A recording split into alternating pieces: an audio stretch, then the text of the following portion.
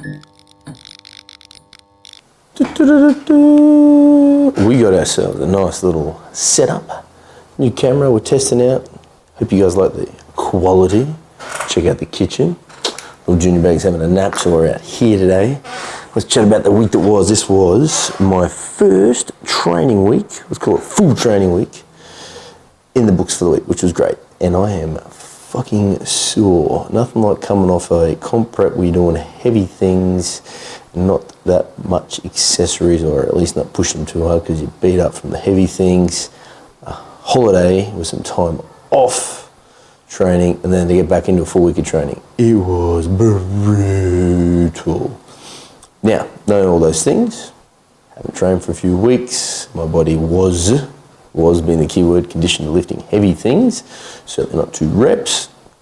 It means I need to start it nice and easy. Easy way to mark that in the sand is a couple of things I think. Number 1, 50%. Piece of cake. Start at 50. Lovely. Usually can't go wrong with that. That'll let you know where you're at for the first week. If it's too easy, next week punch it up heaps. If it was about spot on, which was for me, I missed at 80 kilos on the bench, 4 sets, 10. I was hoping 10 would be a nice number to play with. I smashed the first 10, easy peasy. On the 4th set, I was blown. I'm 8th and racket. 9th would have been for the face savers or a spotter if I'd had one. So we cooked it. Now, interesting thing that I wanted to talk about today is the disconnect from the weight on the barbell, particularly for those that are goal orientated, trying to progress the weight on the barbell, and or of course the competitive powerlifter who enjoys the environment of maxing out. Essentially same person, you like maxing out certain times per year. However, I think the big thing that all the humans need to realize, there is a huge difference between a peaked you, the end of a training plan, into a comp, or into that big moment where you go for the big lift, and a everyday you when you're not in that moment. And that big difference is you're not as fucking strong. It's very straightforward. You're peaked deliberately to launch yourself on a specific date over a 12, 14, 24, 12-month period of time. So that one day, you're the strongest human you could possibly be. Now, you cannot and must not compare your current abilities to that. Easiest way to explain it is my best pull, let's call it, well, we won't say 270 at Worlds. We'll say it's 300 kilos. I doubled it, I pulled it for a single. I've done it a few times in a comp. I've done it in a comp once, I've done it in the gym once before. I certainly cannot pull that every day of the fucking week. The 300 is done at the end of multiple training blocks to put myself in a position to be able to do that. What can I pull normally? Man, I was brutally cooked with 220 last week, but I would say an everyday weight for me would be around 260. So when you know that, because it's a tricky time, if you're not pulling the peak lifts, you can get a little bit down about yourself, a little bit sort of sad and miserable and feel weak, so to speak. However, you need to put context around where you are in your training time. You need to, in fact, I'm benching 80, I'm pulling 140 at the moment. You need to be also really good at being able to disconnect almost from the weight on the bar and just focus on the effort of the session. So if I was caught up in the weight on the bar, pulling 140, I'd be like, man, it's 140, I can pull double this. And I'd be sad about it. And particularly when that 140 is hard, you're like, man, how the fuck am I even going to be able to pull what I want to pull? And you can get in this real spiral and start thinking a lot of negative things about your training and stuff. So you need to be able to disconnect yourself from the weight on the bar, essentially. Just put trust in the process, trust in the plan, and just get behind the effort of the session. I know if I wreck myself with 140s, I'm going to build up some nice muscles, I'm going to build up some nice skill on that 140 deadlift. So next week I'll put a little bit more. And then the next week I'll put a little bit more. The next week I'll put a little bit more. I'll take a week off, maybe have a little break, a little bit more. You just keep repeating that process. But you need to make sure you be cool with the weight when it's a little bit lighter and you're not feeling as strong as you do when you're a peaked athlete. You know, you think about it, Usain Bolt didn't run 9 point whatever seconds. He did every day of the week. He did it at the end of the training run at the Olympics and the big things. Probably in training, well, maybe he's running 10s, I don't know. But you get the point. You need to be able to disconnect. Another really good tool that I like to do that helps me a lot, and you'll see in my own training, is the removal of those big exercises that you have that association of success and failure with. So I get rid of sumo. I fuck it right off in the back door where I'm just doing skill work. I don't care what's on the bar. I put conventional in there. And then I don't even get caught up in the fact with what's going on there. Another one is my squat, for instance. I've hit 225 before last training run. I felt like I could have. If we peaked it, let's live in the land of could haves, should haves, etc. However, I never went past 205.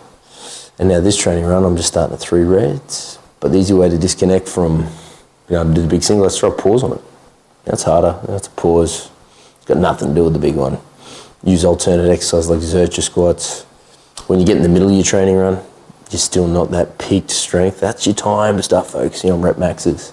So those are the things you can chase. Your 8 rep max. What's your last 8 rep max? Check the training diary. Make sure you got shit written down. What's your 5 rep max? Your 6 reps? Your 3 rep? You can start looking at those things. And even looking at your accessories for that kind of stuff. What's your best lat pull down for 5, or your best bar row or overhead press, etc. Then you can start getting a little goal oriented and a little caught up in that sort of process. So there's some tips, some tricks. Check out the full week of training. I can report I am sore. Let's go. Here we go. Project Don't Just Be an Unfit Powerlifter is what's going on here. Throwing in, using the opportunity for my warm-up, throwing a little bit of conditioning here, sled and push-ups, nothing exciting, but getting the heart rate up, getting moving. One of those things that's easy to do, easy not to do, so choosing to do. We jumped on the bench today. Ed, we picked a number, and I just started at a advantageous 50%. I certainly couldn't press 160 at the moment, nowhere near peak strength, but figured we'd kick it off at 80 and hitting some sets at 10 here. The funny one is, we did 4 sets. On the 4th set, I am that out of shape for hitting reps. I completely gassed, so it was, got 8. If I'd gone 9, I would have cooked myself. So that just says, like I like to call a general fitness. Strength training just isn't there at the moment. However, I do know that's something to come back quick. Doing things like conditioning at the start of the session, at the end of the session. See, I'm doing some supersets as well will certainly help. See me certainly starting to struggle a little bit. The weight feels light, it should feel light. It is only 80 kilos, but the body is struggling with it, but hoping to do better. New little exercise for this block we're going to muck around with. I do like the idea of a closer grip bench for building tries up. However, typically when I get a fuller range of movement, hit my weight into the chest, the old shoulder struggles to stabilise, pulls itself out and gets a little angry for a couple of days afterwards. So to adjust and overcome this, we've thrown in the old Spotto press. I do find this one loading up the tries even more.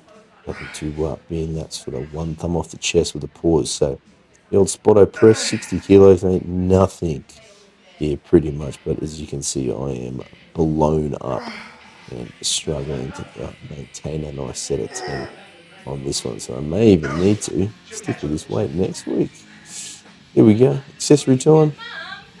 Nothing too exciting. An incline DB bench. What I like to call extra range of movement. I do find with the dumbbell, we can quite easily cheat ourselves or deliberately, potentially, I guess, go for a shorter range of movement, but we can also use, I think, these dumbbells for a greater range of movement.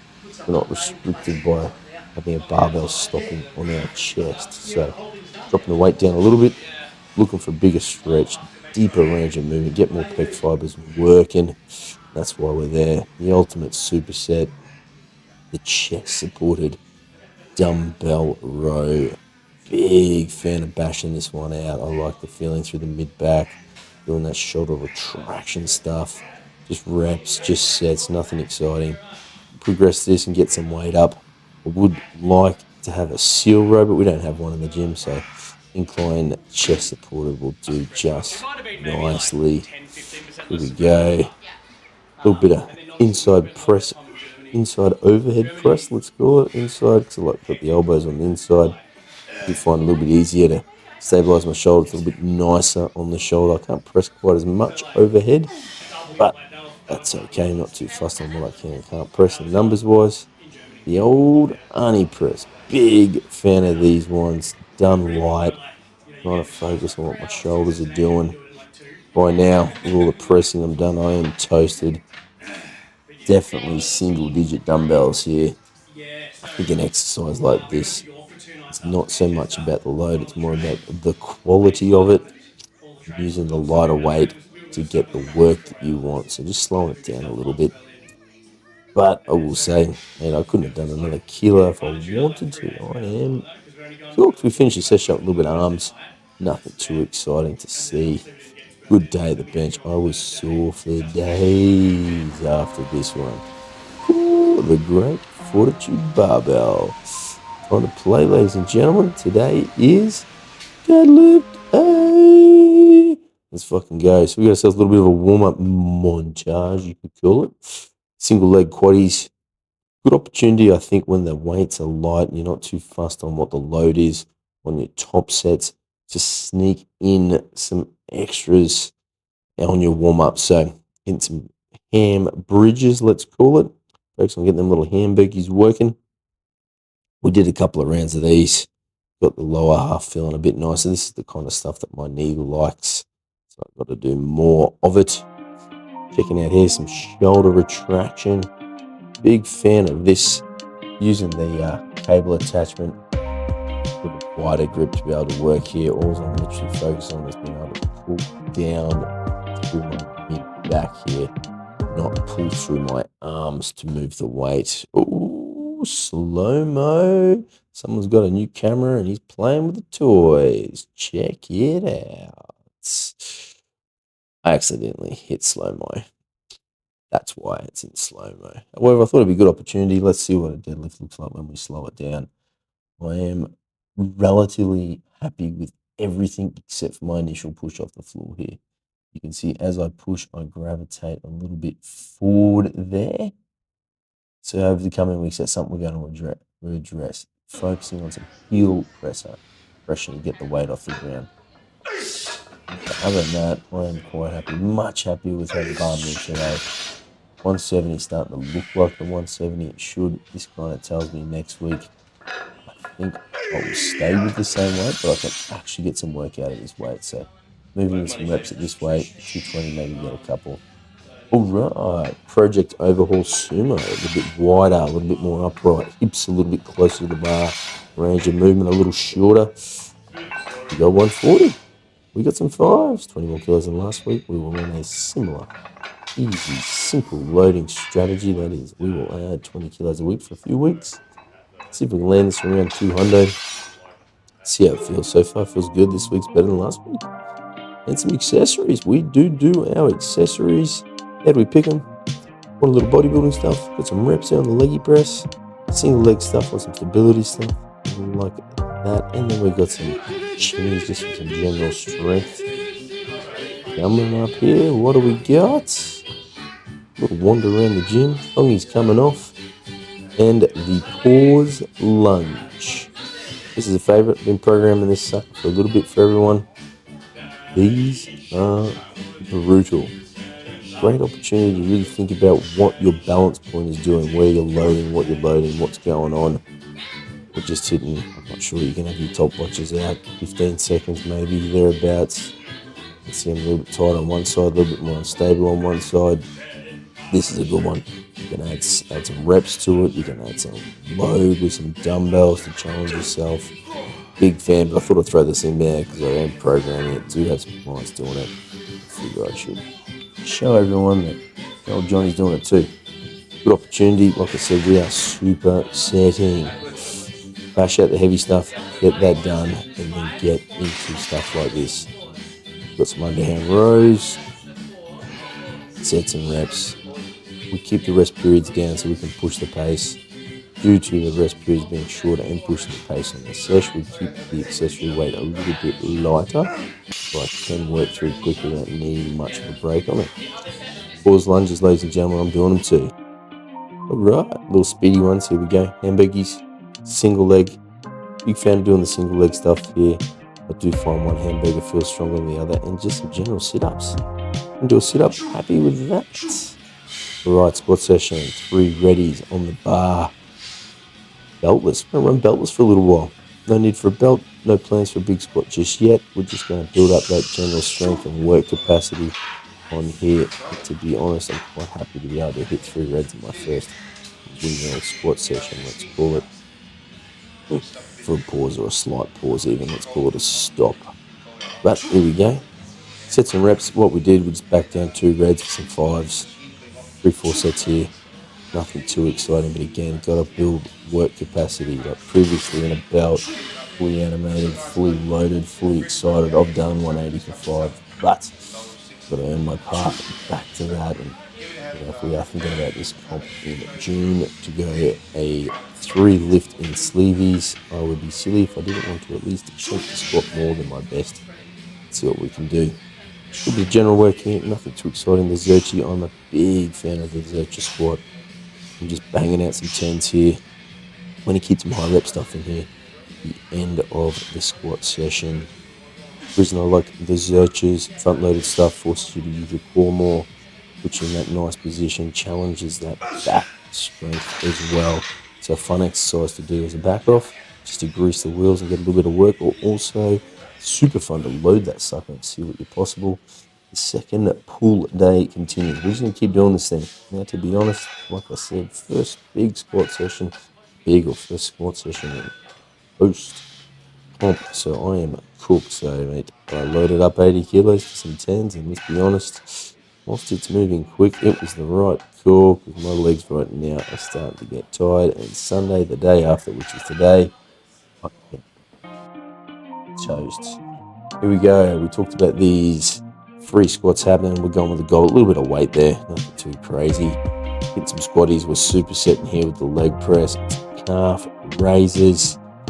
Pushing the speed on accessories allows me to throw some extra stuff in there. Whoa, check out some more retraction drills. Your beauty. Done. And the Cossack. These, I'm not real good at them, and I want to get better. Thanks for watching, crew. See you next week.